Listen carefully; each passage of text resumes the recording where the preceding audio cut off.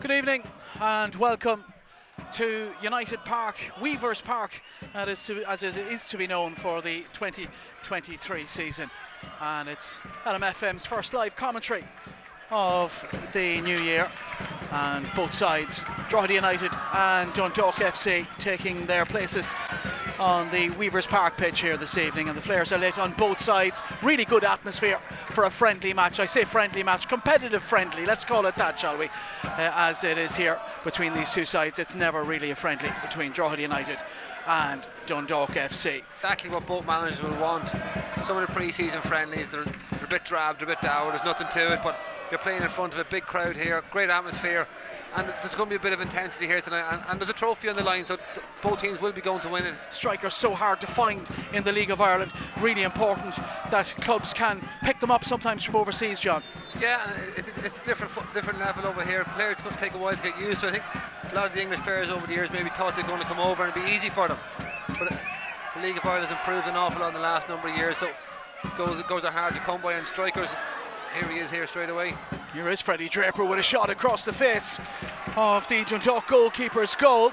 And the Dundalk goalkeeper tonight is Peter Cherry, certainly at the moment. He offers the leadership that we know he can, John, isn't it? He's such a big presence for them at the back, and his communication skills are usually second to none. And it's going to be vitally important now for Dundalk, because they're missing a couple of players. Darrelly, he's just making his way back. Mountain, not there. And the ball's into the 6-yard box, and that was a chance in there, and it fell to the feet of John Martin, who just couldn't sort his feet out quite quick enough to get a clean strike on it. And Colin McCabe is relieved to be able to smother it in there, but that was more than a half chance. Dundalk should be in front. Playing particularly well though, losing 5 of their last 7. Was worrying form for Kevin Doherty's team, but they did have such an advantage that it didn't make a difference. They did stay up comfortably. As well, it's Conor Malley with the shot for Dundalk. It's come off a Drogheda United player and it struck the foot of the post and gone behind for a corner kick to Dundalk on the right hand side, which Keith Ward will take. Hayden Muller with the nod down to his new defensive teammate Archie Davis, and that's a really bad clearance by Peter Cherry, and the shot coming in, flashed in by Dale Rooney. Really good improvisation by Rooney. The ball was presented to him all too easily by Peter Cherry, and he only took an instant to get it under control and get the shot away. But fortunately for Dundalk, Peter Cherry managed to get back into enough of a position to make the save. To Andy Boyle.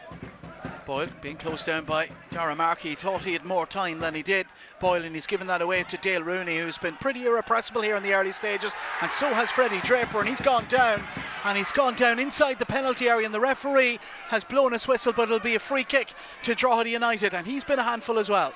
On the left hand side, on the corner of the penalty area pretty much, it'll be Markey to deliver it, and he's gone towards the back post. It's flicked away by a Dundalk head, and it's behind. It's Andy Boyle, I think, who had the last touch in that. It's gone behind for Drogheda United's corner kick. Conor Malley can't get onto it. John Martin does have it though. Here's Ainsley, and now it's with Ryan O'Kane is it with the shot, and he's curled that outside of Colin McCabe's left post. They're just lacking a little bit going forward, and I think Draper just needs a little bit more support, and you said it yourself, but maybe great feed again. Really good feat by Conor Malley to evade a player in the middle, and he's looked to fire a shot towards goal, but he's screwed that well off target. But once again, a little indication of the quality that he possesses, and Neil Doyle has seen enough of the Malone Cup first half, and he has blown the final whistle of the first half, and that confirms a half-time scoreline of Drogheda United 0, Dundalk 0. For all to end up, it looked to here from Evan was going to head into his own goal from here. It was very close to his post. But that's better from the Dundalk when you move the ball quicker and pass it through the lines early. Outswinging corner kick for Dundalk here. Keith Ward taking it, and it's met in there as well, and it's Pat Uben who's gone close. It'll be a goal kick for Drogheda United, but Uben met that well. Peter Cherry, long clearance away.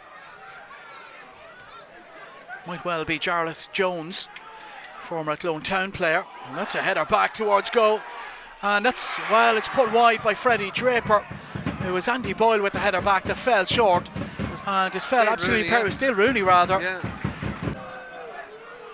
Staying on for another season as a Lily White.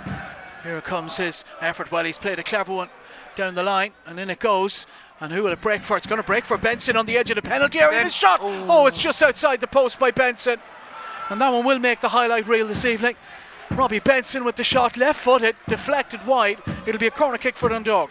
Crowding around the young goalkeeper Andrew Wogan. Dundalk may well smell blood on this one. In it goes, powerfully headed away though.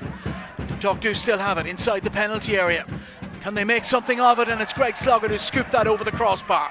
Yellow cards were fully merited. There is the final whistle from Neil Doyle, our referee. He hasn't played very much overtime at the end of this one. We are going straight to penalty kicks here. Short run up to the ball against Peter Cherry, and very calmly, very assuredly sticks it to Peter Cherry's right hand side. Andrew Wogan, young goalkeeper, in the way. Hubin, and he's drilled it into the bottom left corner. Leddy versus Peter Cherry, and Leddy very confidently, the Shamrock Rovers Loney. Elliott, and Cameron Elliott, well, he's got away with one then. Andrew Wogan went the right way. Has he got the technique to beat Peter Cherry from 12 yards? He does. Drogheda United's lead in the shootout is restored 3-2. We haven't seen much of Conor Malley in Irish football yet, but he too looks a technical player. And well, he didn't need much technique there, just drilled it down the middle, Conor Malley. Here's Emery Topchew now. Peter Cherry, huge experience against the youngster. And Topchew, another good penalty kick. Takes 5 or 6 steps back. Benson, Wogan dancing on his line. Robbie Benson too level for Dundalk. Can he do it? And he can. It's gone in off the post, and it looked for all the world like it was going wide. Nothing seems to faze them. 4-4 in the shootout in the Malone Cup at Weavers Park. Here's Aaron McNally, an ex-Dundalk player. McNally to make it 5-4. Can he? He can. The Malone Cup for Drogheda United. Alfie Lewis against Andrew Wogan, and he sent him the wrong way. Keeley placing it very carefully. Conor Keeley, centre back. Will it be a centre back's penalty kick? Well, it wasn't the best penalty kick in the world, but it was good enough to beat Peter Cherry. Andrew Wogan again, he's guessed right on a number of occasions. Can he do it again? And he has guessed right, and he's kept it out. And once again, Drogheda United's hoodoo over Dundalk in the Malone Cup continues. They've won a 9th penalty shootout against Dundalk, and they have held on to the Malone Cup for another year. And young Andrew Wogan is the hero.